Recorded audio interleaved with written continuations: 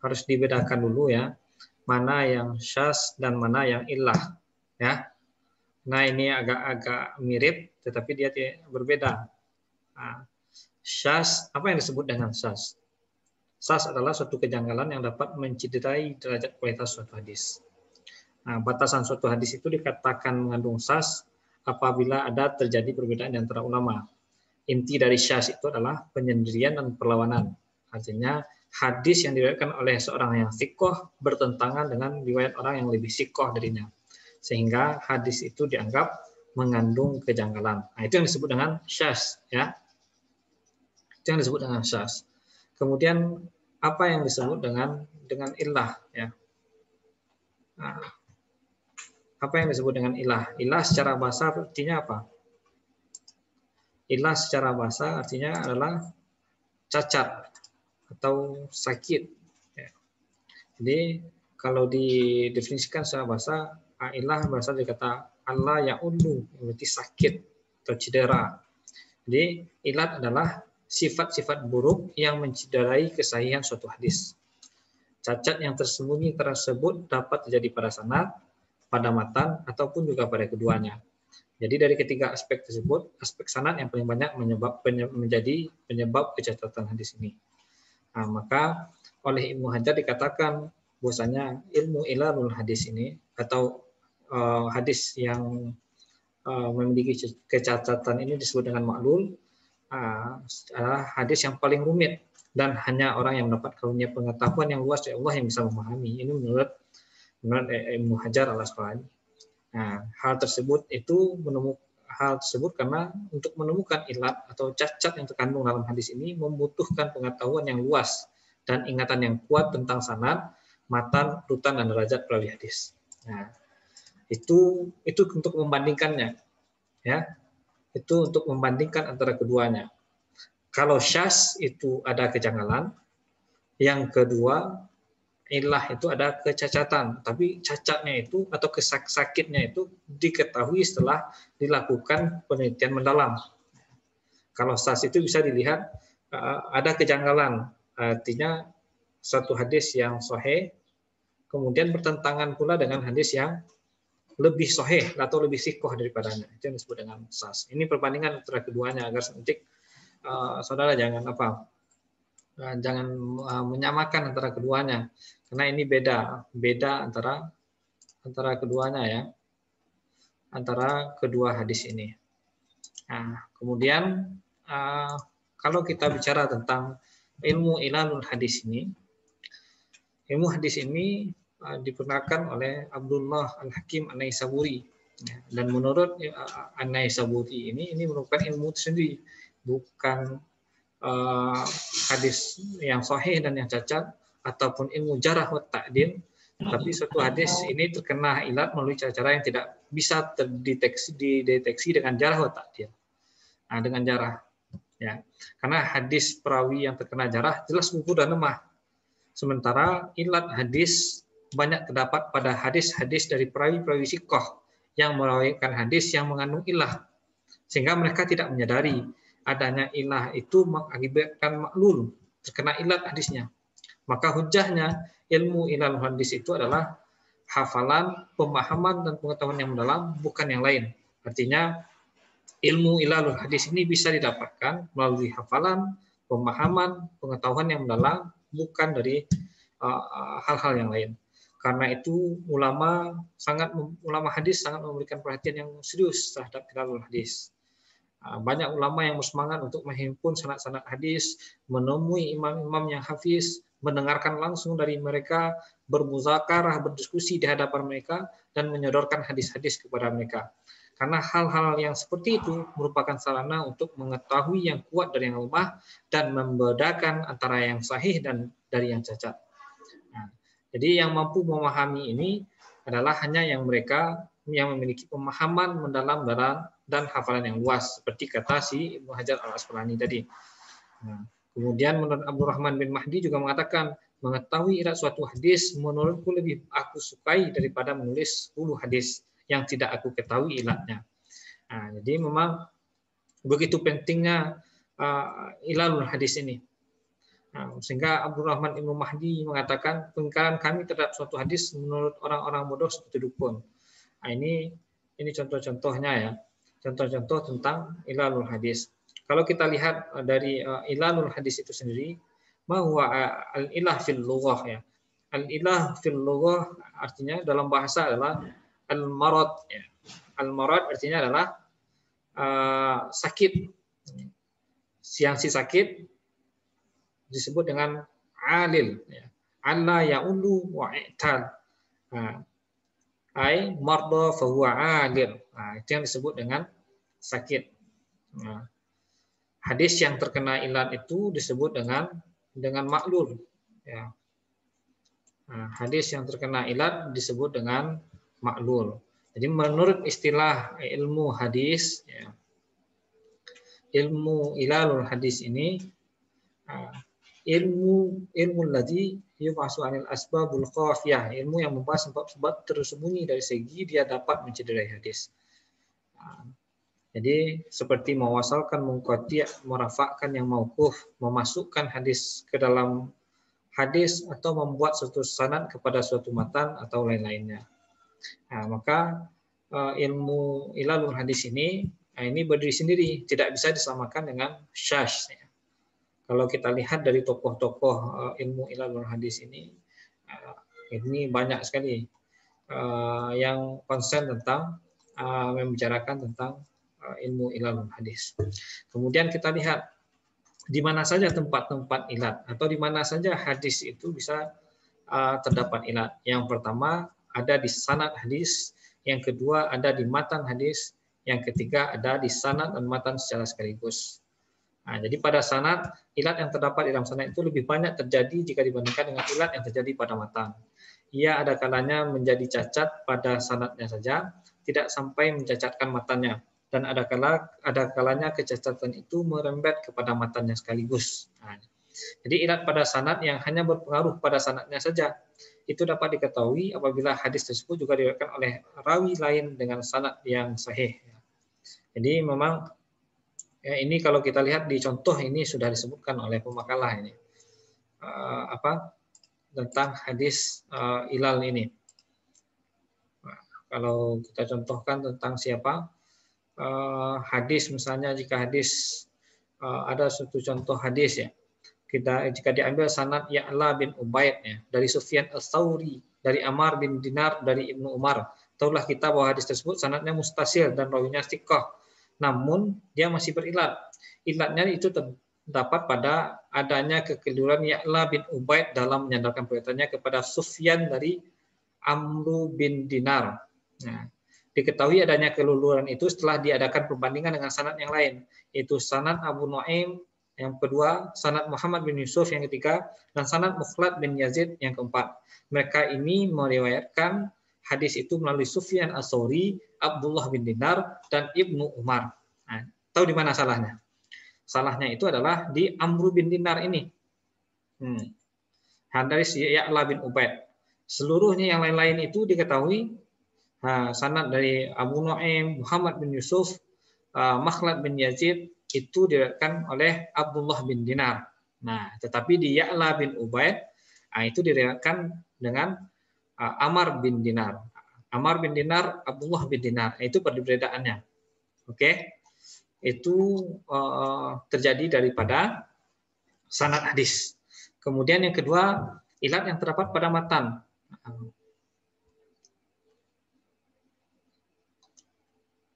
Nah, ini kalau ilat pada matan ada hadis Abdullah bin Mas'ud.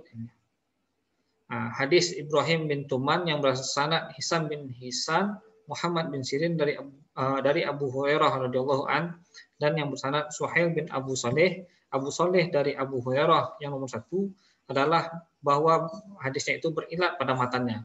Sebab menurut Abu Hatim Ar-Razi pada kalimat summa liyaghtarifa sampai dengan maq'adatahu itu adalah perkataan Ibrahim sendiri yang menyambung perkataan pada akhir sanad itu, sehingga orang-orang yang menerima hadis daripadanya tidak dapat membedakan apakah kalimat itu matan hadis yang sebenarnya atau tambahan daripadanya. Akan tetapi setelah kita bandingkan Tetapi setelah dibandingkan dengan matan hadis riwayat Bukhari yang bersanad dari Abdullah bin Yusuf, Malik, Abu Zinad, Al-A'raj dari Abu Hurairah, dan hadis At-Tirmizi yang diriwayatkan oleh sanad Al-Walid, Al-Auza'i, Az-Zuhri, maka tahulah kita bahwa kalimat summa liyaghtarifa itu dan seterusnya itu bukan dari sabda Rasulullah SAW. Kalau ini disebut dengan idraj, tetapi karena diriwayatkan oleh rawi yang sahih, nah ini yang menjadi masalah. Nah, maka masalahnya bisa di idraj, bisa jadi di penambahan, bisa jadi di pengurangan, atau di kekacauan dalam sanad matan hadis itu sendiri. Tapi itu tidak banyak yang terjadi. Nah, kemudian ada juga yang menggabungkan antara keduanya. Nah, kemudian tadi si Budiman tadi mengatakan, bertanya tadi si Budiman, ada kemaslahatan ya. Ilat itu artinya sakit, cacat, adanya kecacatan dalam suatu hadis. Dia ditemukan setelah dilakukan penelitian yang lebih lanjut, lebih mendalam. Harus orang yang faqih.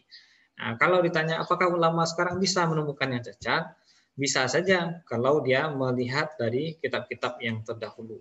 Kitab Salafus Saleh itu adalah kitab-kitab yang ditulis oleh orang-orang yang ulama-ulama yang terdahulu. Nah, itu saja saya kira. Silakan kalau ada pertanyaan lagi tentang ilalul hadis. Jadi harus bisa dibedakan antara mana yang syadz dan mana yang ilah itu sendiri. Silakan kalau ada pertanyaan.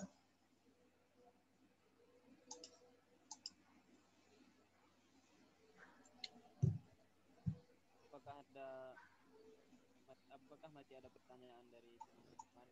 Ya, silakan kalau ada pertanyaan.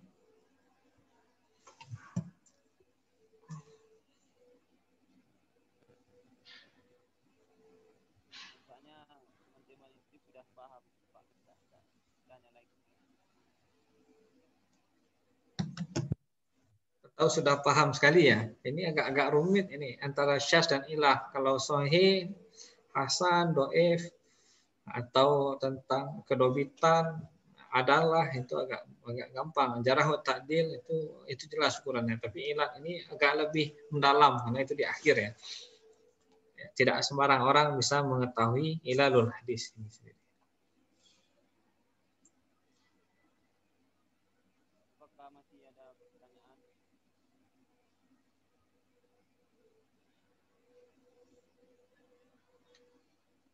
Ada pertanyaan saya kira dengan contoh. Baik, Pak. Ya, silakan. Pak, saya mau bertanya, misalnya kita telah mengetahui ilatnya satu hadis, boleh diamalkan nggak, Pak? Ya, baik. Ini siapa tuh bertanya ini? Mira. Dila, Pak. Dila ya. Fadila Ningsi. Fadila Ningsi ya. Oke. Ilal hadis itu kalau seandainya di riwayat itu dia menjadi dhaif, tapi kalau ada yang seperti Abdullah bin Dinar tadi dan Amr bin Dinar tadi, nah itu kan persoalannya di sanad saja, matanya tidak berpengaruh. Nah, kalau untuk pengamalan hadis itu tidak persoalan, tetapi yang menjadi persoalan oleh ulama hadis yang diriwayatkan Ya'la tadi itu menjadi permasalahan. Nah, hadisnya itu yang jadi bermasalah, yang diriwayatkan oleh dia itu bermasalah gitu. Nah, ini untuk tujuannya itu sebetulnya adalah untuk menjaga otentitas hadis itu sendiri. Nah, agar hadis itu memang benar-benar datang dari Rasulullah. Kalau kita ambil satu saja hadis dari Ya'la bin Ubaid jalurnya, nah itu ya bermasalah dia jadinya. Karena dia menyebut itu dari Sufyan Ats-Tsauri, an Amr bin Dinar, an Ibnu Umar.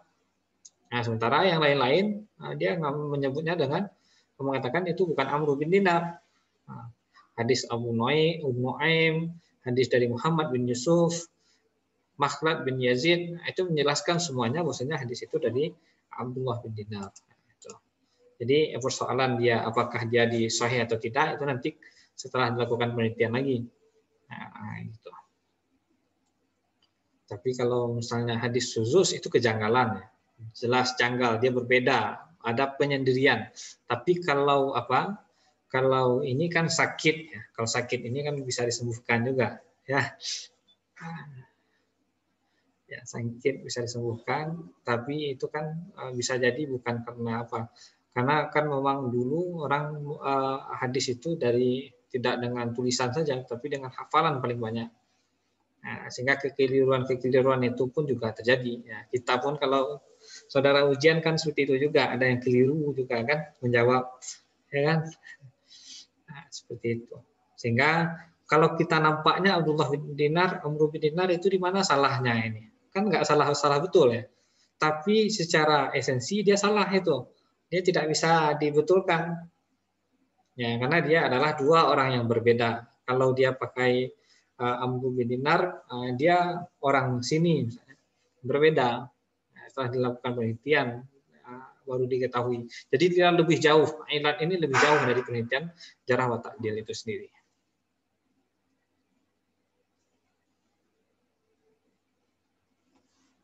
Ada pertanyaan yang lain? Izin bertanya, Pak. Oke. Ini Pak, tadi saya sudah membaca sumber-sumber kan Pak. Di situ ada jelaskan seperti ilat pada matan itu terkadang ilatnya terjadi pada matan, namun tidak berpengaruh pada kesahihan sanad ataupun matannya. Kemudian ada juga ilat yang terjadi pada matan dan berpengaruh pada kesahihan sanad. Dan ilat yang terjadi pada matan dan tidak terjadi pada sanad. Itu bagaimana ya Pak penjelasannya? Saya masih kurang paham Pak. Baik. Yang pertama itu ilat bisa saja terjadi. Ilat itu bisa saja mengakibatkan hukum dari hadis itu menjadi sahih, tetap sahih juga karena didukung oleh dari yang lain. Kemudian yang kedua, ilat itu bisa jadi menjadi dhaif atau bahkan itu bukan hadis jika tidak ditemukan ujung pangkalnya. Tapi mayoritas yang hadis itu sendiri yang tidak bisa dipakai. Tapi kalau hadis yang lain yang diriwayatkan, misalnya contoh saya tadi Abu Ya'la tadi, hadisnya kan tetap bisa dipakai sesuai jalurnya. Nah, tetapi yang riwayat dari Abu Ya'la ini yang bermasalah. Nah, jadi yang harus dipahami oleh saudara semuanya, yang oleh mahasiswa, oleh kita sebagai yang mempelajari ilmu hadis ini, kalau satu riwayat yang dhaif belum tentu mengakibatkan riwayat yang lain menjadi dhaif pula. Nah, ini harus dipahami. Karena hadis itu kan banyak diriwayatkan oleh orang, oleh ulama-ulama hadis. Sanadnya itu banyak sekali. Bisa diriwayatkan di Bukhari, bisa juga diriwayatkan oleh Abu Dawud, oleh Imam Tirmizi dan lain sebagainya. Artinya dia memang ilah itu akan memberikan pengaruh. Bisa dia tetap saja menjadi sahih atau yang darinya sahih menjadi hadisnya dhaif. Itu saya kira si Rosma ini ya. Ya Pak, terima kasih Pak. Ya. Ada pertanyaan yang lain?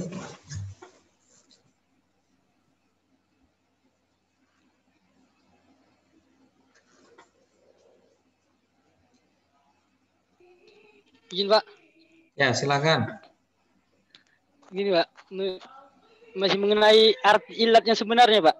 Iya. Di sini pada makalah saya baca Pak. Ya. Itu halaman berapa? Itu halaman berapa dia? Halaman 2 Pak. Halaman 2. Yang mana dia? Ilat menurut kalangan ahli hadis harus memenuhi 2 syarat, yaitu samar dan tersembunyi. Ya. Ya. Ya.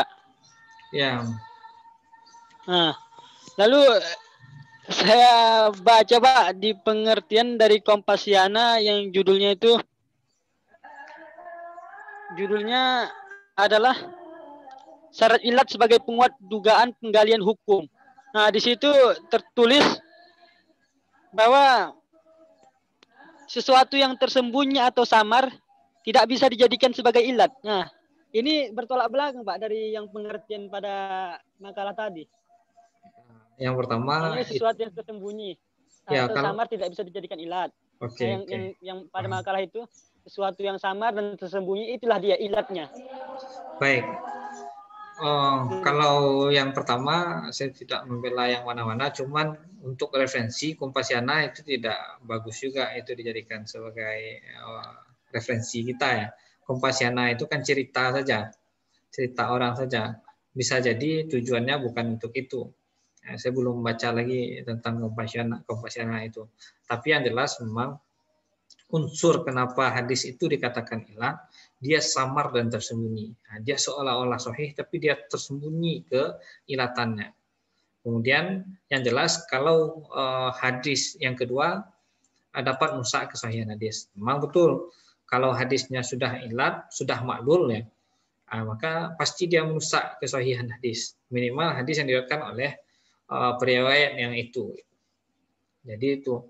Jadi kalau acuannya ini sih untuk yang lain-lain juga acuan kalau seandainya mendebat kita jangan di Kompasiana, tapi di situs-situs atau jurnal-jurnal yang terkait. Ya, kalau di Kompasiana saya khawatir juga. Saya dulu waktu kuliah sering juga nulis di Kompasiana itu. Ya, cerita-cerita apa saja di kuliah saya tulis juga di Kompasiana. Ya, tidak ada kita upload dan kebenarannya hanya penulis yang memang tahu itu. Saya belum cek ya, saya belum cek juga Budiman. Tapi kalau untuk referensi perkuliahan tidak elok di Google yang tidak jelas situsnya itu diambil jadi rujukan, itu tidak bagus. Ya. Baik, Pak. Oke. Oke Budiman, yang jelas ilat itu adalah artinya adalah marad artinya sakit, cacat. Ya, mana mungkin hal yang cacat itu bisa membuat kemaslahatan ya. Ya kan? Ya. Ya. Oke. Ada yang lain ini? Ini pemakanlah tab halis ini sudah mau pergi ini. Sedang di perjalanan dia, Pak. Ya.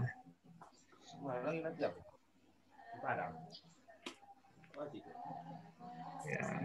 Ada pertanyaan yang lain tentang ini? Ini menarik kita bahas tentang ilat ini.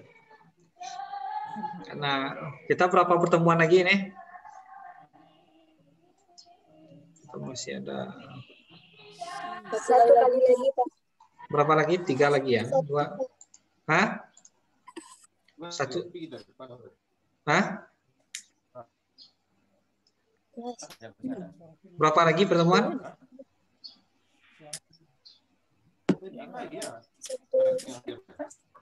Kalau 11. Ya. Nanti karena akhir dari ini adalah kita buat tugas takhrid, mencoba mentakhrid secara sederhana hadis. Baik, kalau tidak ada kita tutup pertemuan kita ini dengan membaca doa kafaratul majelis. Subhanakallah bihamdika asyhadu an la ilaha illa anta astaghfiruka wa atubu ilaik. Assalamualaikum warahmatullahi wabarakatuh. Waalaikumsalam warahmatullahi wabarakatuh. Waalaikumsalam warahmatullahi wabarakatuh.